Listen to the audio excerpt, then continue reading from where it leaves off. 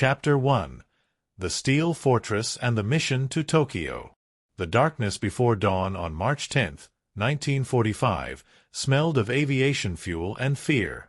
Staff Sergeant Robert "Bobby" Malone stood beneath the massive belly of the B-29 superfortress, staring up at the aluminum skin that separated him from 30,000 feet of nothing. The aircraft towered above him like a cathedral, sleek, powerful, impossibly complex.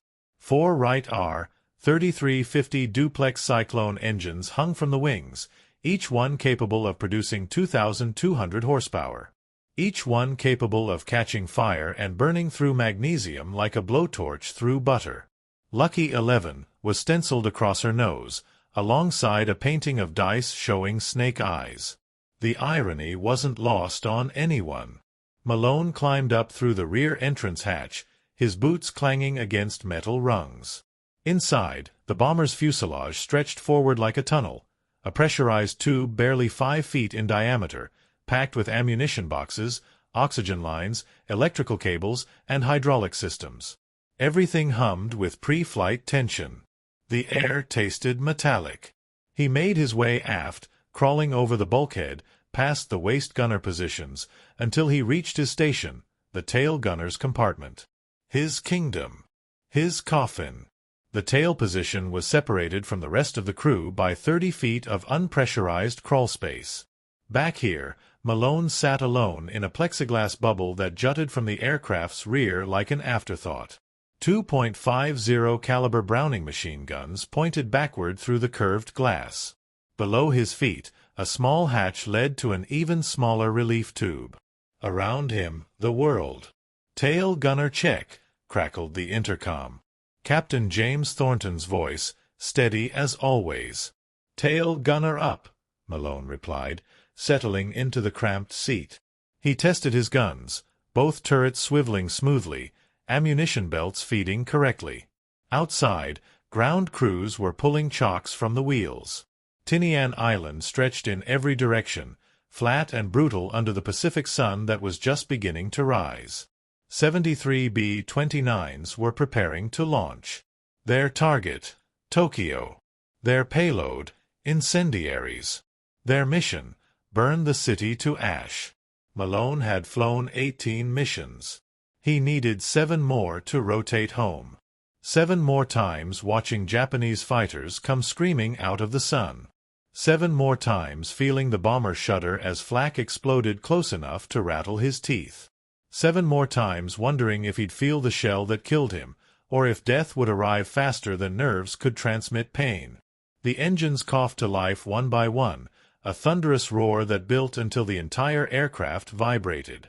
Malone felt it through his seat, through his bones. The B-29 began to roll, heavy with fuel and bombs, 60 tons of aluminum and high explosives lumbering toward the runway. Through his plexiglass bubble, Malone watched Tinian fall away, the Quonset huts, the supply dumps, the rows of identical bombers stretching toward the horizon. Then they were over water, the Pacific spreading beneath them like hammered steel.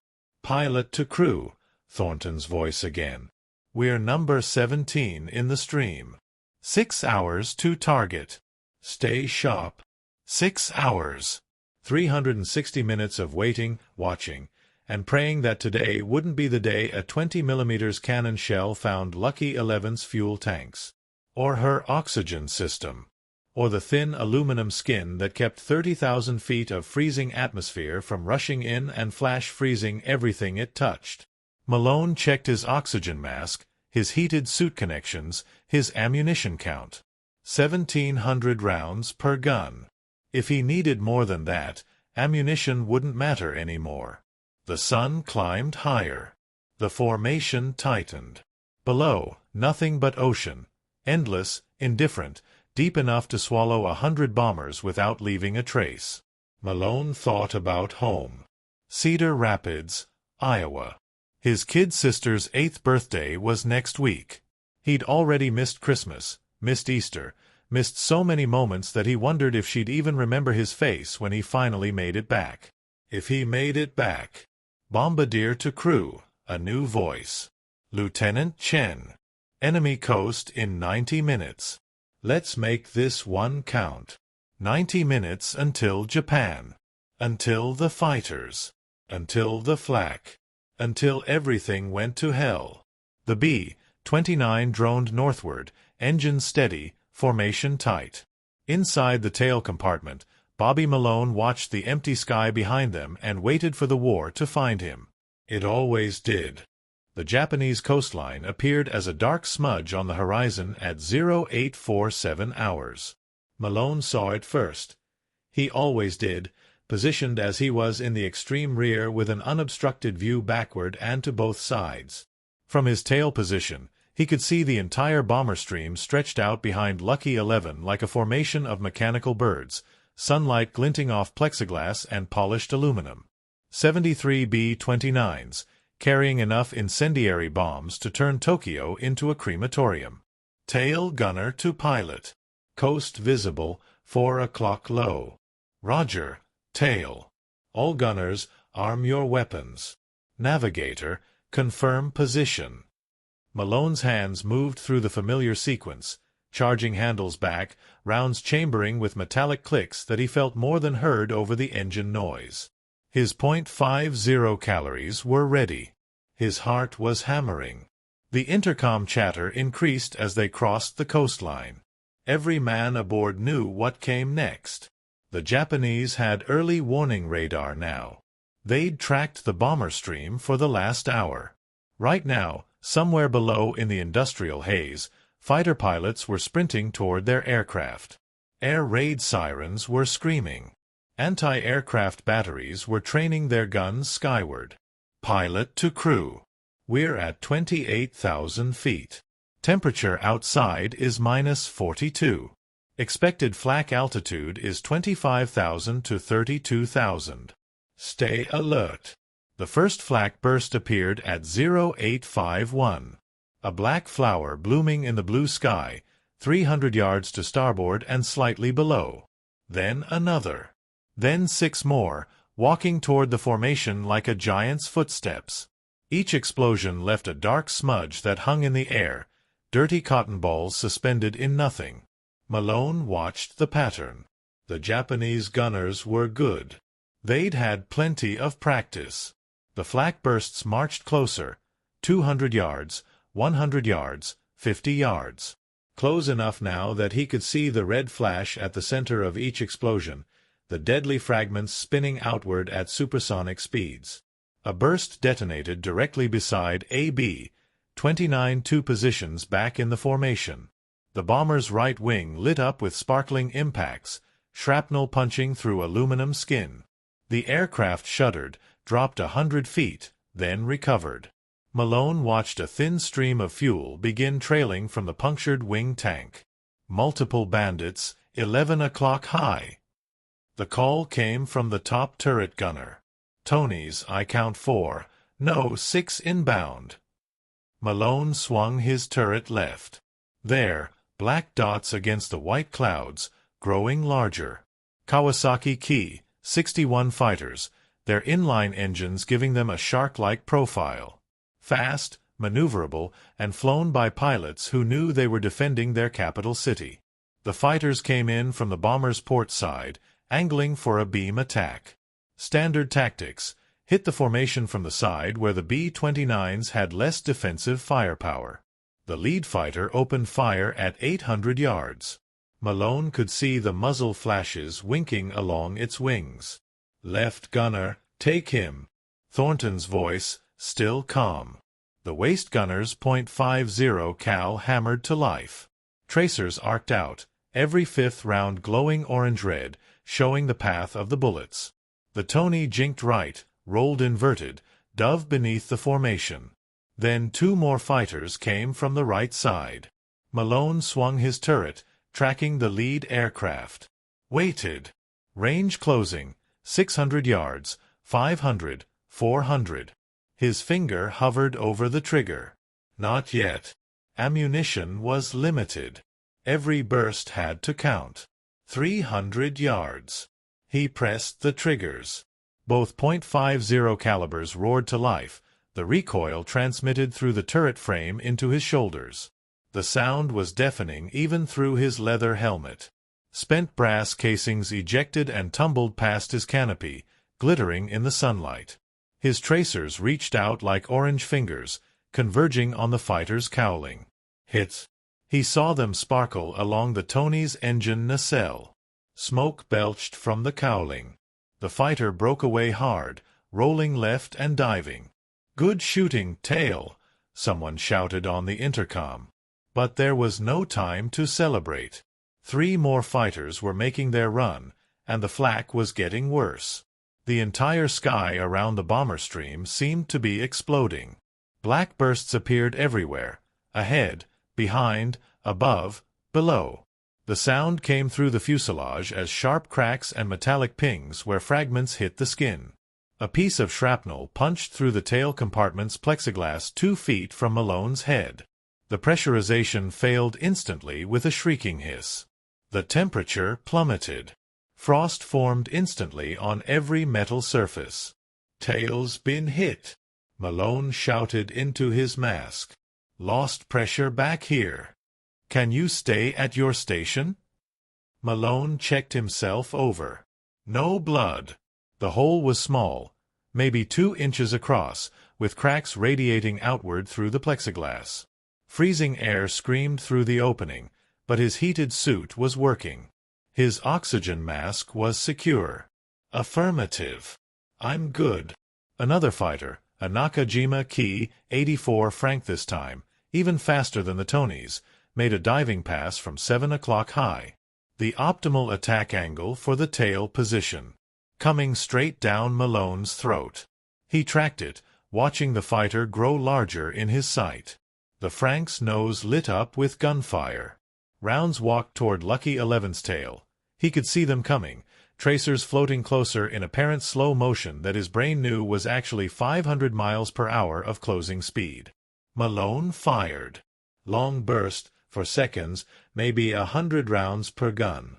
His tracers intersected with the Frank's trajectory. The fighter flew through his stream of bullets. He saw strikes on the windscreen, on the wing root. The Frank pulled up hard, trailing thin white smoke. But another burst of Japanese fire stitched across Lucky 11's left horizontal stabilizer. Malone felt the impact through the entire tail section, heavy thuds as 20mm rounds punched through aluminum. Alarms screamed on the intercom. "We're hit." Hydraulics failing on the port side. The first 20mm round hit the tail turret's rotating ring mechanism 2 feet below Malone's seat. The explosion was simultaneous thunder and light, a flash of white-hot metal and overpressure that slammed through the cramped compartment like the fist of God. The turret lurched violently sideways. Malone's head snapped against the plexiglass so hard he saw stars. Alarms screamed.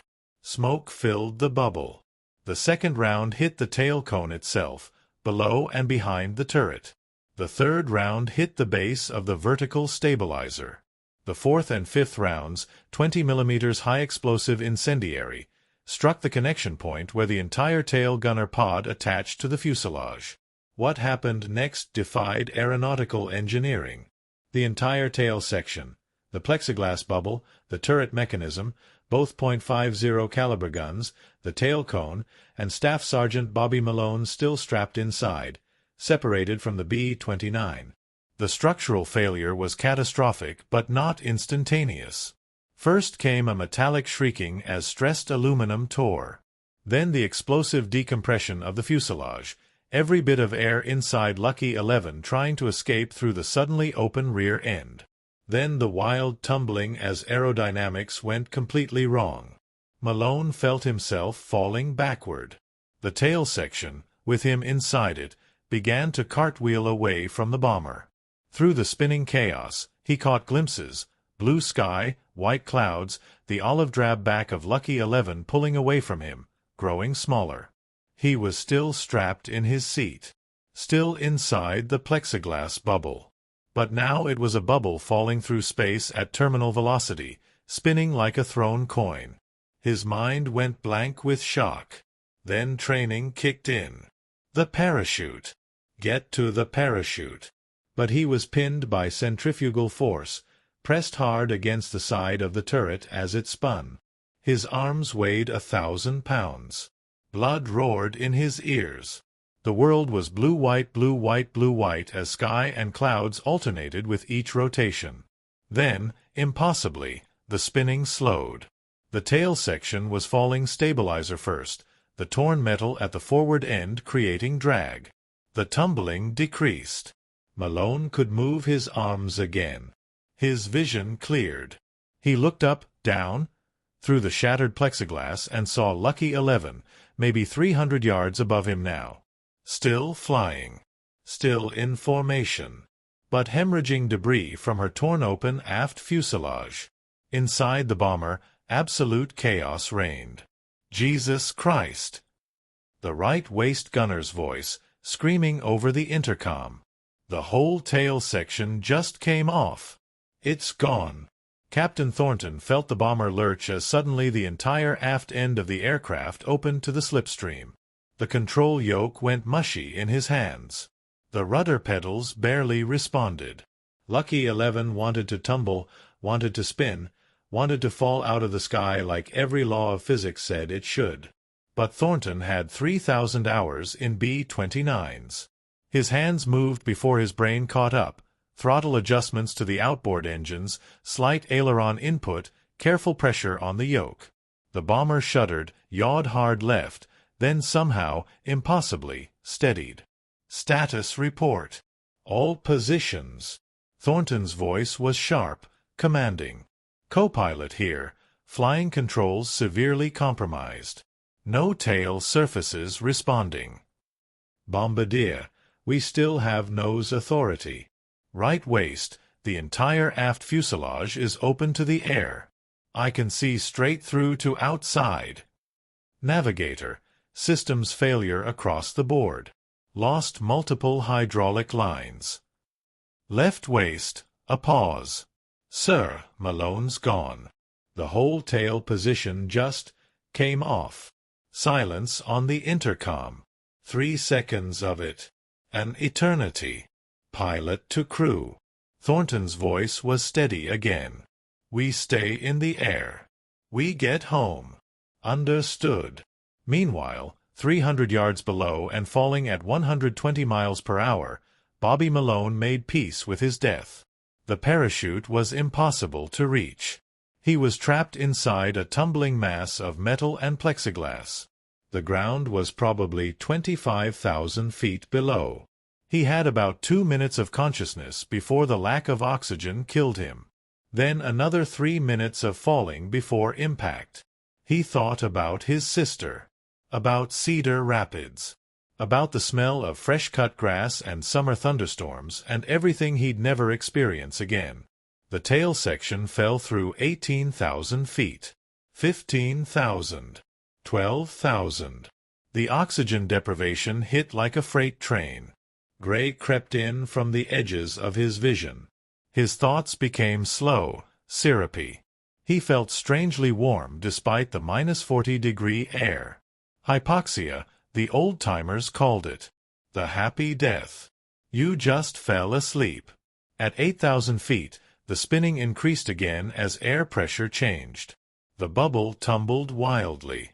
Malone's harness straps dug into his shoulders.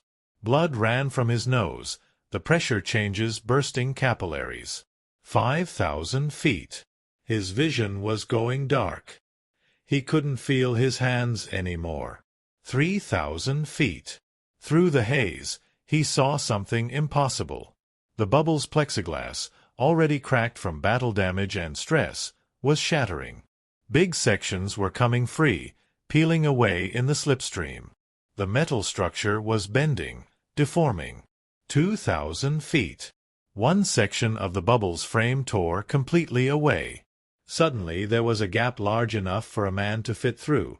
If he could reach it, if he could move, if his numbing fingers could work the harness release. Malone's hand fumbled for the release. Missed. Tried again. His fingers wouldn't obey. The ground was spinning below him. He could see individual trees now, a river, structures. 1,000 feet.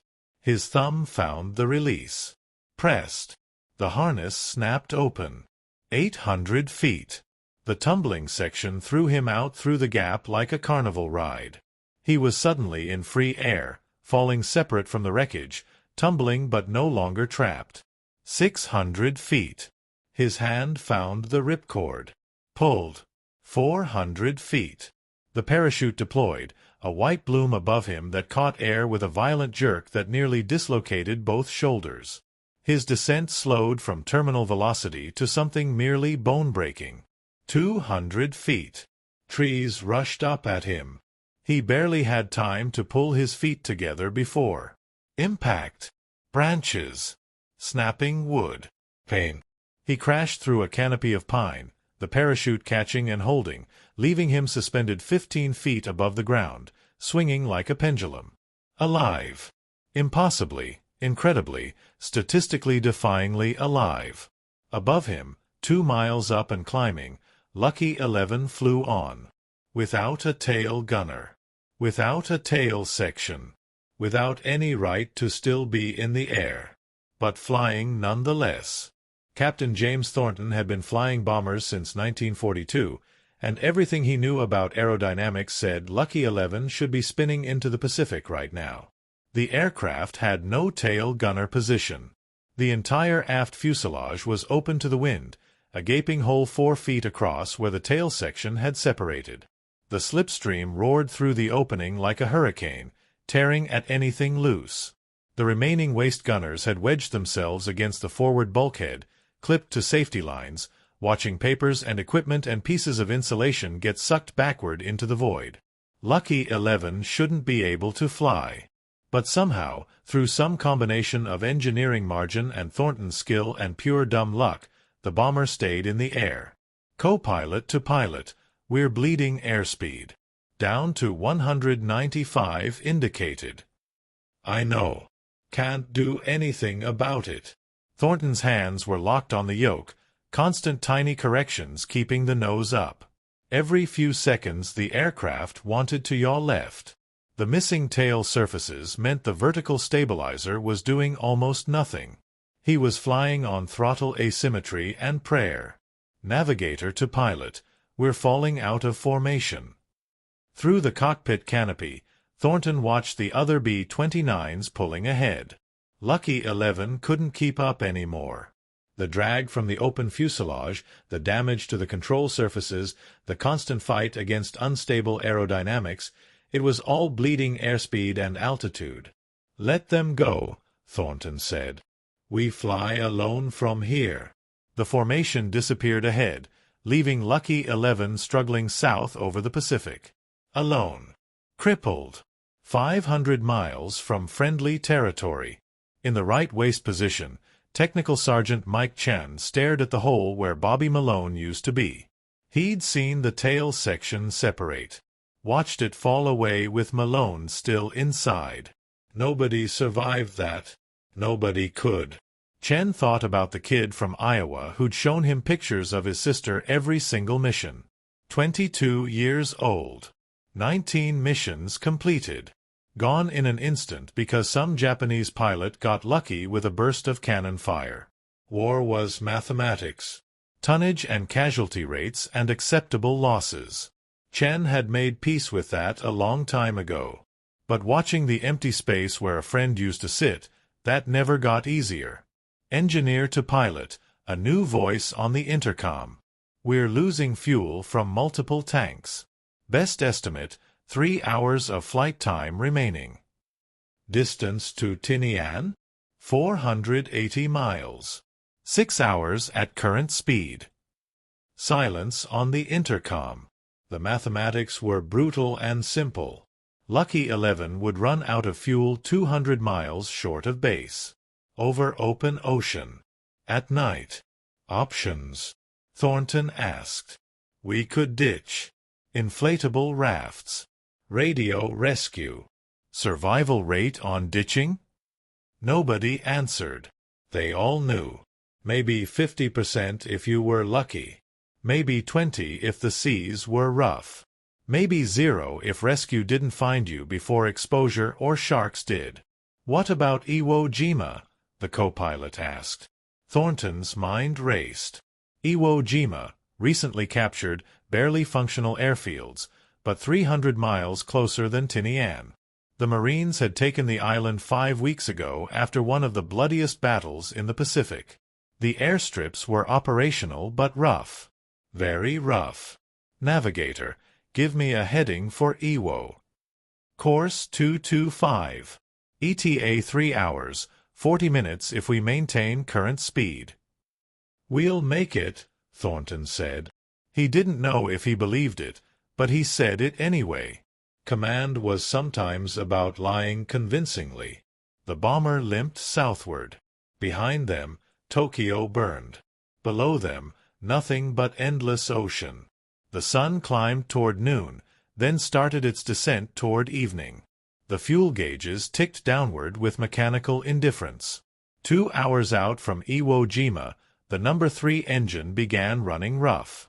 "Engine fire warning on 3, the flight engineer shouted. Thornton's eyes snapped to the warning lights. Red. Blinking. The temperature gauge on No. 3 was climbing into the danger zone. The Wright R-3350 engines were notorious for catching fire. Magnesium components, high operating temperatures, and poor cooling could create an inferno that burned through the wing in minutes. Shut it down. Full feathering. The engineer pulled the mixture to idle cutoff, hit the feathering button. The propeller on No. 3 engine slowly windmilled to a stop, the blades turned edge-on to reduce drag. The fire warning light went out. But now Lucky 11 was flying on 3 engines. The aircraft settled lower, slower. Thornton compensated with more power on the remaining engines, but that meant burning fuel even faster. Updated fuel estimate, the engineer said, voice tight. 2 hours, 15 minutes. Distance to Iwo? 160 miles. Close. Too close. The minutes crawled past. Every man aboard was silent, listening to the engines, watching the fuel gauges, willing the bomber to stay airborne. The sun touched the horizon ahead, a blood-red disk sinking into the Pacific. Then, finally, impossibly, land. Navigator to pilot.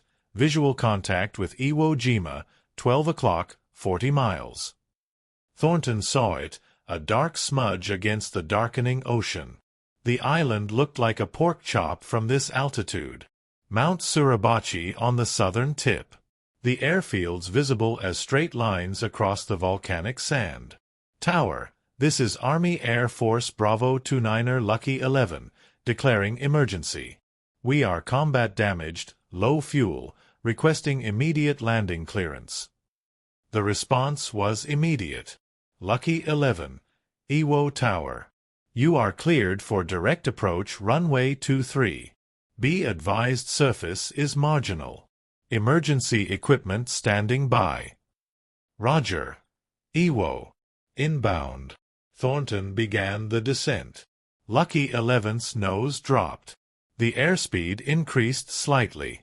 The island grew larger. He could see the churned volcanic sand, the shell craters, the burned-out Japanese bunkers. Engineer, fuel state? 15 minutes. Maybe less. Gear down. The landing gear extended with a hydraulic whine. The airspeed bled off. Thornton fought the controls as the damaged aircraft tried to yaw left. The runway was ahead, a strip of steel matting laid over volcanic sand, barely long enough for a B-29. Flaps to 15. The bomber slowed further. Too slow. The stall warning horn began to bleat. Thornton added power on the 3 remaining engines, balancing on the edge of control. The runway rushed up. He could see Marines on the ground, vehicles, fire trucks. Everyone was watching the crippled bomber with the missing tail section come in. 50 feet. 40. 30. Flaps full. 20 feet. The main wheels touched volcanic sand with a thump. Thornton held the nose up, bleeding airspeed. The nose gear came down. He stood on the brakes. The bomber shuddered, slowed, rolled down the matting strip. And stopped. 500 yards short of the runway's end. Thornton shut down the remaining engines. Silence fell. Sudden, absolute, profound. After 8 hours of engine noise, the quiet was almost painful. Nobody moved for a moment. Then the co-pilot began laughing. Not humor, just released tension. "Jesus Christ," someone said. "We made it." They had. Against every law of probability and physics. With a missing tail section and one dead engine and fumes in the tanks, they'd flown a crippled bomber 300 miles over open ocean and put it down on a volcanic island that barely qualified as an airfield. The crew climbed out through the forward hatch, standing on Iwo Jima's black sand, staring up at Lucky 11. Marines and ground personnel were gathering, mouths open, staring at the damage. "How the hell are you still flying?" one Marine asked. Thornton had no answer. He walked back along the fuselage, looking at the battle damage, the torn metal, the impossible empty space where the tail gunner position used to be. Bobby Malone was gone. Lost somewhere over Japan. His body probably scattered across miles of countryside, unrecoverable, unmarked. 22 years old. One kid from Iowa who'd never make it home. Thornton thought about the letter he'd have to write. "Dear Mrs. Malone, your son died defending his country. He was a good man and a brave gunner." The words felt hollow already. But then, 3 days later, something impossible happened. A telegram arrived at Tinian. Forwarded from Iwo. Addressed to Captain James Thornton. It read, "SGT Robert Malone. Recovered by Marines. Alive. Multiple injuries but stable. Currently Field Hospital, Guam." Thornton read it 3 times. Then called his crew together and read it again. Malone had survived. Somehow, impossibly, against every conceivable odd, the kid had gotten out of the falling tail section, deployed his parachute below 1,000 feet, crashed through trees, and landed in an area where Marine patrols found him 6 hours later, delirious and hypothermic but alive. The story spread through the bomber command like wildfire. The tail gunner who fell 5 miles and lived. The B-29 that flew home without a tail. Together, they became something approaching legend. 4 months later, Robert Malone stood in a rehabilitation hospital in Hawaii, learning to walk again. 3 broken ribs, a fractured ankle, severe frostbite, and mild traumatic brain injury. But alive. Lucky 11 never flew again. The damage was too extensive, the repairs too complicated. The bomber was stripped for parts and eventually scrapped. But in those last moments of her service, she'd done something impossible.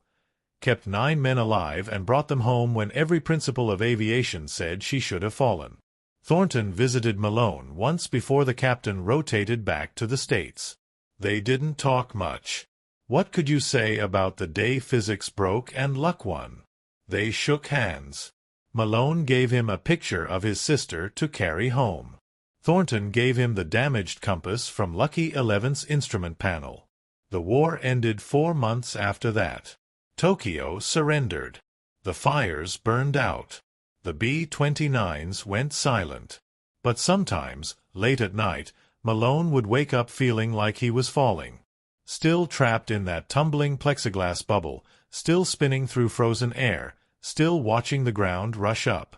And he'd remember the impossible moment when the harness released and the sky opened and somehow, against probability and reason, he'd been given another chance at life. War was mathematics. Tonnage and casualty rates and acceptable losses. But sometimes, just sometimes, the universe ignored the equations and let someone live who should have died. Not because of skill or preparation or any rational reason. Just because. Lucky 11 taught them that. And decades later, when historians asked how a B-29 could possibly fly with its entire tail section gone, the engineers would shake their heads and admit they still didn't know. The physics didn't work. The aerodynamics were impossible. By every calculation, the bomber should have tumbled and fallen. But that day over the Pacific, in March of 1945, with 9 men aboard and 1 falling through empty sky. Lucky 11 had flown anyway. Because sometimes the only explanation is that there is no explanation. Sometimes the steel fortress stays in the air when it shouldn't. And sometimes the tail gunner survives the fall.